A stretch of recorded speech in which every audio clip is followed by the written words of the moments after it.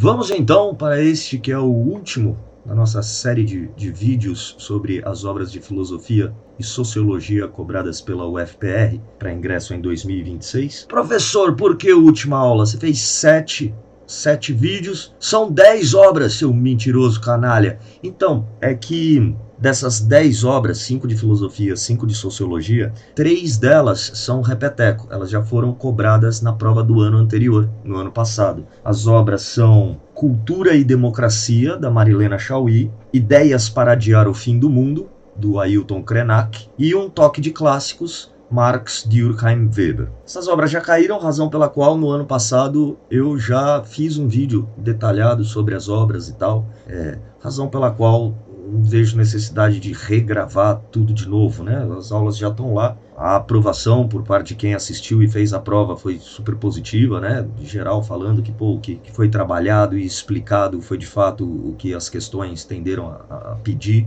Então tá tudo ali, né? Então para esses vídeos que eu não estou gravando esse ano, dá uma olhadinha no canal, é só digitar ali o autor ou a obra, vai aparecer na playlist, aí você assiste e tá tudo certo. Tranquilo, tá bom? Vamos lá. A última obra temos que trabalhar: Caliban e a Bruxa, Mulheres, Corpo e Acumulação Primitiva, da autora Silvia Federici. Quase uma xará minha. Vamos lá, sobre o que é esse livro. O que é essa obra? Essa obra ela fala sobre a origem do capitalismo. Como o capitalismo começou. E é só estudar um pouquinho, né? Você aprende isso no ensino médio, pelo amor de Deus. A gente sabe como o capitalismo começou, né?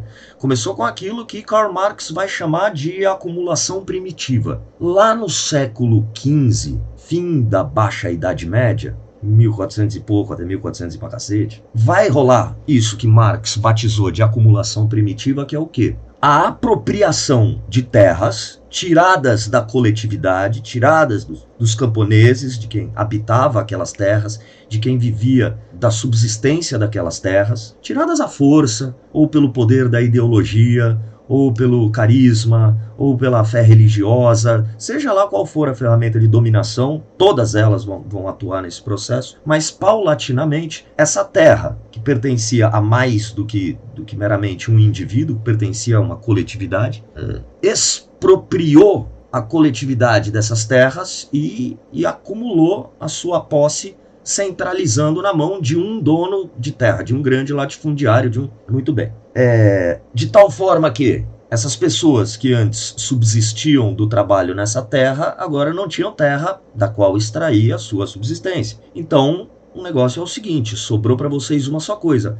Trabalha nessas terras para mim, em nome do meu lucro, para você ter uma chance de sobreviver. Senão você morre, e é isso, não tem mais para onde correr. Então as pessoas tiveram que se adaptar a esse capitalismo, esse protocapitalismo que começou a emergir a partir dessa chamada acumulação primitiva. Ficou claro? Tudo bem? Aí vem a Silvia Federici nessa obra. É aqui que ela vai trazer o negócio de novo. E atenção, tá? Muito provavelmente a análise desse texto vai ser a análise mais reta, mais direta, mais curta em relação aos outros vídeos que estamos estudando esse ano em relação às outras obras, porque é muito central o ponto dela. Ela não fica orbitando, andando em círculos, ela vai direto ao ponto. É uma flecha, cara. Ela vai direto ao cerne do problema. O que ela vai dizer? Tá, esse lance de acumulação primitiva rolou? Lógico que rolou. Todo mundo sabe que rolou. É fato histórico que rolou.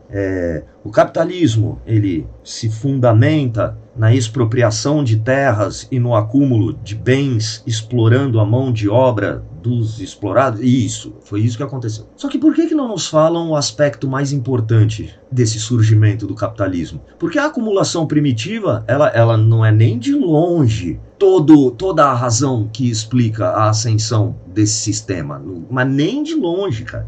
Existe um aspecto que, segundo a autora, é o mais importante, mais ainda que a acumulação primitiva, que é a perseguição às mulheres nesse período. Aquilo que ela vai dar o nome correto, que é caça às bruxas. A caça às bruxas foi uma prática estatal que rolou em toda a Europa e nas colônias entre os séculos XV e XVII, em que mulheres eram acusadas de bruxaria e queimadas vivas a centenas de milhares, cara, nas fogueiras da Santa Inquisição, como exemplo de como mulher não deveria se portar ou teria o mesmo fim. uma máquina de terror estatal voltada ao sexo feminino para que o Estado pudesse controlar o corpo feminino.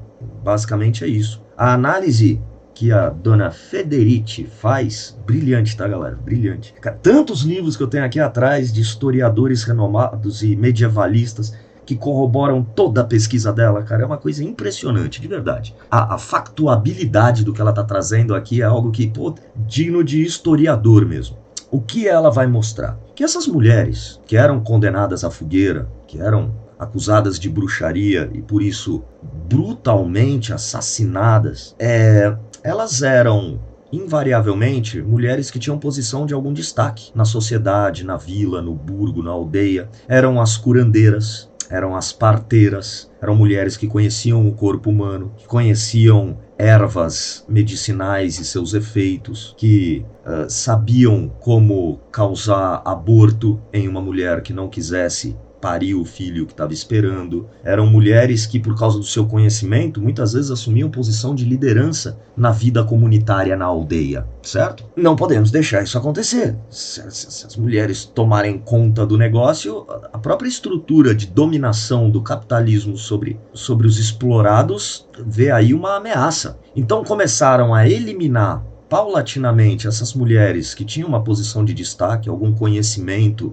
de ervas, do corpo humano, da reprodução humana, e exterminando todas elas com requinte de crueldade, certo? Queimar vivo na fogueira, em praça pública, é para aterrorizar todas as outras, para fazer de exemplo, e ó, se vocês aí se atreverem a fazer o que ela estava fazendo, é isso que te aguarda. Então, submeter as mulheres a um terror estatal que vai tirá-las da esfera pública e relegá-las exclusivamente ao lar, a esfera domiciliar, a esfera privada, onde ela não vai ter trabalho, não vai ter ascensão social, não vai ter vida e exposição pública, ela vai ficar dentro de casa basicamente sendo uma máquina de reproduzir, uma máquina de fazer neném. Só isso, acabou. Por que uma máquina de fazer neném? Porque para o capitalismo funcionar, precisamos de trabalhadores, de muita mão de obra. E quanto mais mão de obra, melhor, porque mais barata ela fica. Então a mulher, como uma máquina exclusivamente de reprodução, é uma máquina que gera futuros trabalhadores para o capitalismo. Olha só. Tá, mas e se o neném for outra mulher? Então a gente já vai treinando ela de pequenininha a ela virar uma máquina reprodutora de gente também. Com 13 anos já casa. Menstruou, noiva. Por quê? Porque assim a gente perpetua o sistema exploratório, onde a mulher nada mais é que uma incubadora, fabricante de futuro trabalhador no capitalismo. Espera, gato, já vou. E o homem atua como o trabalhador, a força braçal, que é a força motriz do sistema exploratório capitalista. Ficou claro? O título da obra, ele também é muito esclarecedor. Caliban e a Bruxa faz menção a personagens da peça A Tempestade, de William Shakespeare, em que Caliban é um colonizado das colônias, né? Ou seja, um índio, um nativo que foi obrigado a trabalhar para a colônia, né? Desculpe, para a metrópole, a ser força motriz de produção de trabalho, o seu corpo explorado, e a bruxa representa a mulher que da mesma maneira foi calada, foi relegada à esfera privada para não poder ter participação e ascensão social. Então, esse título, Caliban e a Bruxa, misturando esses dois personagens, coloca eles, do ponto de vista da autora, em posição de igualdade na crueldade a que foram submetidos, né? Tanto o coitado colonizado lá no além-mar, tendo sua terra explorada, sua força de trabalho explorada, sendo escravizado e tal. E a mulher sofrendo uma crueldade de mesmo nível, né, cara? Sendo assassinada, sendo perseguida, sendo relegada à condição de órgão reprodutor e sem nenhuma perspectiva social. Então o que essa obra está dizendo é que o machismo estrutural que predominou entre os séculos XV e XVII, com essas caças às bruxas que ocorreram na época, não são meramente uma herança do passado feudal, machista e tal. Não. foi um projeto de poder estatal para melhor implementação do sistema capitalista, conseguindo dessa maneira a mão de obra necessária e a mulher como fornecedora dessa mão de obra, sem interferir no poder que era exclusivamente masculino dos grandes latifundiários donos de terra. Entendemos, galera? Muito simples, fácil, direto ao ponto. Espero que vocês se deem muito bem nessa prova, espero de verdade. Eu gosto da UFPR, é uma prova que não costuma fazer muito pegadinha nas questões. Ele quer ver se você entendeu a obra mesmo, tá? Você tem uma noção do que se trata a obra? Pode eventualmente cobrar alguns detalhes da obra para ver se te pega no pulo do gato, mas trabalha com linhas gerais. E é isso que te aguarda nela. Desejo a você toda a sorte do mundo. Lembrando sempre que a pretensão desse canal de maneira nenhuma é visualização, é like, é engajamento, é porra nenhuma dessa. Eu não poderia me importar menos. Meu único objetivo aqui é oferecer uma singela contribuição para o seu sucesso acadêmico. Tudo bem? Então, fiquem bem. Um grande abraço. Obrigado pela sua atenção. Vemo-nos alhures. Cuidem-se todos.